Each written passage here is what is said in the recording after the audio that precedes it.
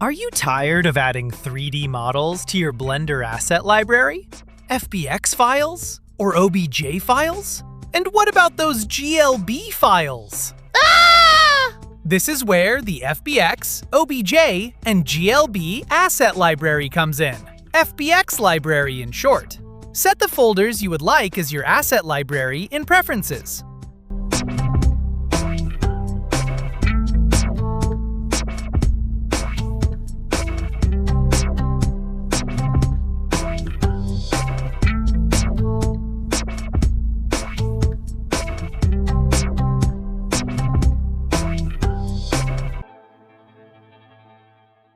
Then select FBX Library in the N panel. And there you go! All your beautiful 3D models are here.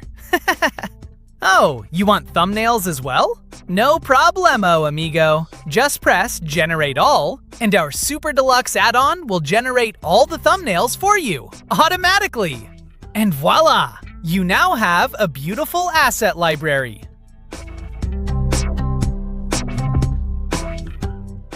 Get the FBX library now on backgroundpeople.gumroad.com.